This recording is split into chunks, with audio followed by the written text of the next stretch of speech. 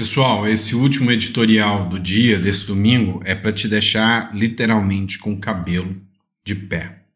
Há uma previsão muito grave sobre Bolsonaro. Pois é. Eu não sei se você acredita nesse tipo de coisa. Eu particularmente, sou o tipo de cara que sou muito cético quanto a isso. Tem gente que vem quer ser negócio de mãe de Ná, fulano de não sei o quê, Mister M, e daí blá blá blá, que esses caras preveem o futuro. Eu sou muito cético, né? Eu não sou muito de acreditar nesses videntes, não. Mas tem uma coisa que incomodou, impactou bastante, sabe? E chega até o ex-presidente Bolsonaro, e que se isso se concretizar, vai causar um impacto no Brasil de forma jamais vista. Vai ser um impacto, sabe, negativo gigantesco. A gente vai falar sobre isso, então é por isso que eu te peço para ficar até o final do vídeo, porque realmente são informações impactantes, tá bom? Então não deixa de se inscrever, deixar o like, curtir e compartilhar. Eu sei que não é o perfil do canal ficar falando disso, de vidente, de previsões, mas eu não vou negar que eu fiquei um pouco assustado com isso, não. Dá uma olhada nessa matéria do antagonista. Tchaline Grazik, a vidente que previu a morte de Silvio Santos. A polêmica previsão da morte de Silvio Santos foi feita por Tchaline Grazik, no programa Chega Mais, ao SBT. A vidente previu o falecimento de Silvio Santos. Ela causou uma enorme polêmica ao prever a morte de um grande comunicador durante a sua participação no programa Chega Mais, do SBT. O fato ocorrido na segunda-feira gerou discussões fervorosas tanto dentro quanto fora das redes sociais, após a confirmação do falecimento de Silvio Santos. Durante o programa, Tchaline afirmou que a espiritualidade lhe mostrou a morte de um homem nos próximos dias, descrevendo como uma pessoa comunicativa, um ícone que traria sofrimento ao Brasil. As palavras da vidente deixaria a apresentadora Regina Volpato visivelmente impactada e a repercussão começou imediatamente. Ela deu todas as características do Silvio Santos e ela falou, não, vocês se preparem porque é para próximo, vai acontecer logo. Tá, todo mundo ignorou. Quem acredita ficou preocupado, querendo saber quem era a pessoa que ela estava falando ali, de quem se tratava. Então geraram especulações sobre várias pessoas. E, sabe, uma das pessoas que foi a maior especulação era o próprio Silvio, né? Até porque ele estava já doente, já fazendo tratamento, então acabou falecendo. Impactou porque é um caso que se tornou real, ela disse de pé junto, e dizem que não é o primeiro caso nesse sentido. Tá, mas o que isso tem a ver com a matéria que a gente vai trazer para vocês agora? É aqui que mora o problema, para quem acredita ou para quem não acredita. Vidente, que previu a morte do Silvio Santos, também acabou de prever a morte de Bolsonaro. A mesma, a Tchaline Grazik, chamou atenção com as previsões sobre o Silvio Santos, mas aqui ela foi mais específica. Aqui ela deu o nome. Ela falou que nos próximos dias algo muito grave vai acontecer com o Bolsonaro, num momento próximo, e que vai ceifar a vida do Bolsonaro. E que se isso acontecer, vai ser um impacto, sabe, alarmante para o Brasil. O Brasil vai ficar órfão, de certa forma, pela direita. Você pode falar o que for, assim, eu já falei para vocês, eu não sou bolsonarista, mas é o maior ícone da direita brasileira. E não surgiu ainda, tem muita gente falando de Pablo Marçal, mas ainda não surgiu uma figura que possa, sabe, chegar pelo menos próximo da força política que o Jair Bolsonaro chegou. Então, se acontecer algo impactante como isso, né, é algo que vai fazer um rebuliço no mundo político brasileiro que ninguém sabe o que pode acontecer. Ela não entrou em maiores detalhes, se é um atentado contra a vida do Bolsonaro, se é só questão de saúde mesmo, mas ela disse de pé junto e dessa vez ela foi com nomes, ela trouxe nomes. Então, assim, eu não sou de acreditar nisso. Eu não dou muito moral para esse tipo de coisa, não. Mas pelo sim, pelo não, né? Uma oração não custa nada. Então, se você tem fé e acredita nesse tipo de coisa e não quer ver o pior em relação ao Bolsonaro, Faça a sua oração aí. E aí, você acredita nisso ou não, né? Bate na madeira, né? Ninguém quer que isso aconteça agora. Ninguém deseja a morte de ninguém.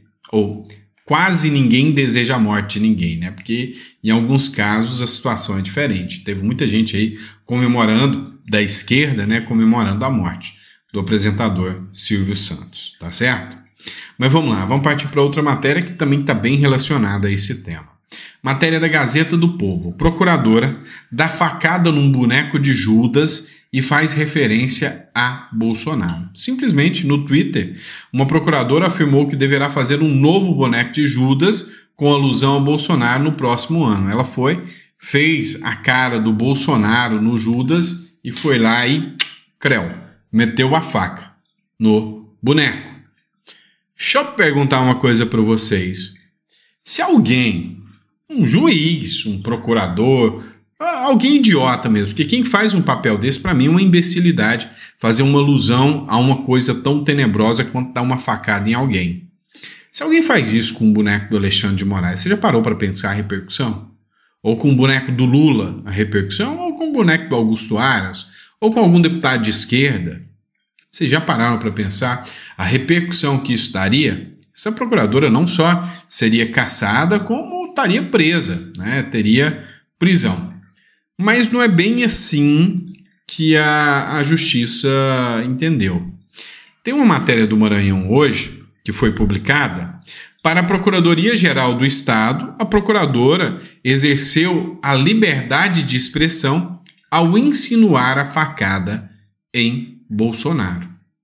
Vocês têm noção de que isso passa como um incentivo, né, para que algo aconteça efetivamente contra o ex-presidente Bolsonaro? Porque a mensagem que se passa através de uma aberração dessa, de uma medida como essa, que para mim não é liberdade de expressão, ouso discordar aqui do Procurador-Geral da República, mas para mim não é liberdade de expressão. Para mim isso é algo assim, uma apologia a um crime, né, violento, né? Você não dá facada em ninguém, isso é uma coisa absurda. Ela passa uma mensagem: olha, se alguém fizer qualquer coisa contra o Bolsonaro ou alguém de direita, tá tudo bem, né? Eu vou ser blindado pelo sistema e pela justiça. O que é o contrário é diferente, né? Um juiz teceu críticas ao Lula e ao Alexandre de Moraes, matéria do Poder 360. Ana Cristina Paz Neri Vignola, do Tribunal de Justiça de São Paulo, ficará afastada das funções por 60 dias, receberá proventos proporcionais, porque devido ao que diz a matéria aqui, ela fez críticas. A matéria não tratou, eu pesquisei umas 4 ou 5 matérias, eu sempre pesquiso bastante para trazer o conteúdo para vocês, mas não vi quais foram as críticas que ela fez, né? No trecho da matéria que foi divulgado no CNJ aí, da decisão do CNJ, não fala quais foram as críticas realizadas por ela, mas a grande realidade é que, sabe, está afastada. Então, se por um lado você insinua matar uma pessoa e essa pessoa é de direita, é liberdade de expressão. Se do outro você critica uma pessoa, e você sendo um juiz, e faz crítica a essa pessoa, você é afastado. Se você não for um juiz, é cadeia.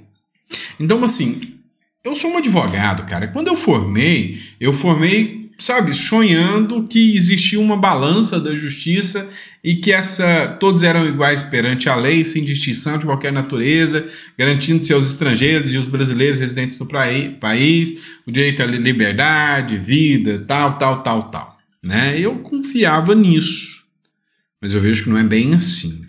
Isso me preocupa bastante, até porque eu sou uma figura de direita, eu sou liberal, eu acredito no livre comércio, eu acredito, né, nas pautas mais conservadoras, e eu sei que o mundo hoje tende a odiar pessoas que não pensam como a esquerda, infelizmente.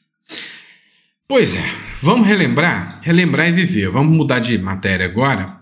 O Kim Kataguiri, ele fez uma publicação, ele rememorou, né, refrescou a nossa memória. Porque, assim, uma coisa é certa, hoje existe um negocinho que incomoda demais a esquerda, um trem que é bom, que eu sei que você não vive sem, chamado internet. A internet não esquece nunca, a internet não perdoa, né? Então, se você escreveu uma coisa lá atrás, tchan, tchan, tchan, tchan, isso vai se virar contra você amanhã ou depois, ou hoje mesmo. E foi o que aconteceu com o Lula. Kim Kataguiri acabou de colocar aqui. Nós estamos vivendo o pior momento climático dos últimos 17 anos, graças a uma péssima gestão. O Lula de 2020, ele diria isto para o Lula de 2024. Por que nossas Forças Armadas não estão com um grande contingente no Pantanal e na Amazônia para tentar combater os incêndios? Eles desdobram todos os mecanismos de prevenção a incêndios. Esse ministro do Meio Ambiente é um cidadão sem caráter e sem respeito pela natureza. Se fosse um filme de ficção aqui, a gente poderia colocar o Lula do passado dando um sabão no Lula do presente facilmente. O Kim escreveu o seguinte: a péssima gestão ambiental de Lula tem que ser denunciada. Quando era oposição, o presidente adorava cobrar resultados melhores. No governo, ele apresentava números ruins e ninguém fala nada.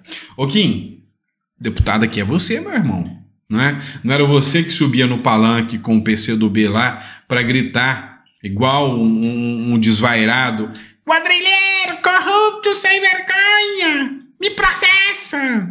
Pois é, tá na hora de fazer a mesma coisa com Lula. Afinal, por que você não anda fazendo a mesma coisa com Lula, não dá a mesma repercussão? Tem medo, né? Que eu acabei de falar agora, você sabe que te pega.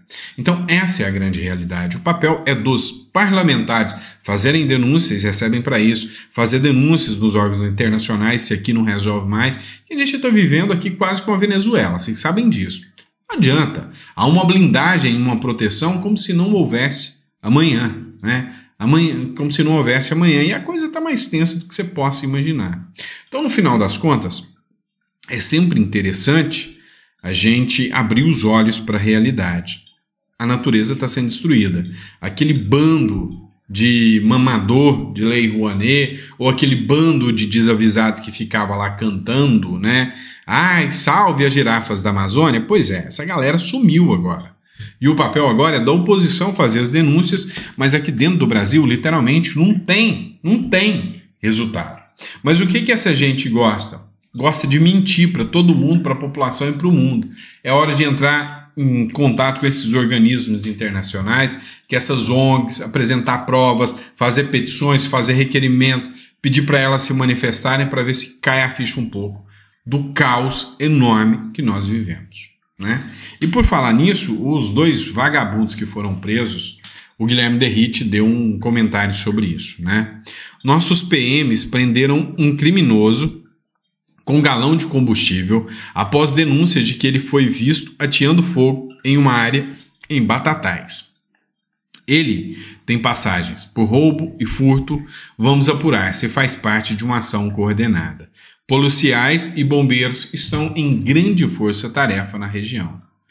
Cara, se faz parte de uma ação coordenada, não tem como não ser uma ação coordenada. São 353 focos. Atingiram Goiás, atingiram Minas Gerais, atingiram Mato Grosso, atingiram São Paulo. São várias pessoas atuando no mesmo momento e atirando fogo no Brasil inteiro. Como dizer que isso é algo orgânico? Não tem como. O Tarcísio de Freitas, cara, tá enfrentando como um leão. Ele é um cara de atitude no quesito da resposta rápida, né? Não estamos medindo esforços, há um grande trabalho coletivo em andamento para que a gente possa conter o alvo das chamas, garantir segurança, atender as pessoas e retomar a normalidade em nosso estado. Seguimos atuando ininterruptamente. Lembrando a vocês, aulas suspensas, fábricas fechando por causa do caos. E há um grande indício de ação criminosa coordenada. O Arthur Vigílio, ele fez um comentário, né? Parabéns, presidente. Admiro o seu trabalho e sinceridade em querer resultado para o povo e não para o momento. Você foi designado a servir o seu país. Deus quem escolhe aceite e siga a sua missão. Assim foi com Saul, que infelizmente não compreendeu, e assim com Davi foram escolhidos. Matéria, publicação do Arthur Vigílio, e sim, você deve ter estranhado o fato dele ter chamado o Tarcísio de presidente. Eu não nego para vocês, ainda é minha melhor opção também. Tenho críticas ao Tarcísio, assim como tenho ao Bolsonaro, assim como tenho a todos os deputados, assim como eu tenho críticas ao Pablo Marçal, assim como eu tenho críticas a todos. Meu papel é esse. Quem está pleiteando um cargo e quem tem o direito de criticar é o cidadão pagador de impostos contra quem está tentando entrar na vida pública. Por exemplo, Boulos é um deputado federal que recebe dinheiro dos meus impostos. Eu tenho o dever e a obrigação e a moral de criticar. O fato é que o Tarcísio de Freitas é um homem. Homens cometem erros. Eu venho falando que, na minha visão, é um grande erro apostar no Nunes. Se bem que o Tarcísio já conhece o Nunes e sabe que vai continuar mais do mesmo ali. E para o Tarcísio, mais do mesmo está melhor. Há quem diga que o Tarcísio prefere, sim, pelo medo do Boulos, né? Ou pelo medo do Marçal ser uma incógnita. O Nunes, ele já tem uma estabilidade, ele sabe, é uma porcaria, mas já está lá. Ou pode entrar o Marçal e ser uma porcaria que eu nem tenho contato e ainda vai ser uma porcaria pior. Ou vai ser bom. Eu apostaria no Marçal. Eu, sinceramente, apostaria no Marçal. Mas não vou entrar nesse mérito aqui agora, tá? Não vou entrar no mérito, vou deixar para vocês definir. Assim como não apostaria de forma alguma no Boulos, né? Então, de forma alguma, eu apostaria que Tabata, Datena, Nunes e Boulos, sem chance. Para mim, Marina, Pablo Marçal são os únicos que têm identidade, pelo menos nas pautas que eu defendo. Se vão cumprir, eu não sei. Mas apoiar alguém que eu já sei que as pautas são contrárias a mim, jamais faria isso. Eu não acho o Nunes um bom gestor. É meu ponto de vista, tá?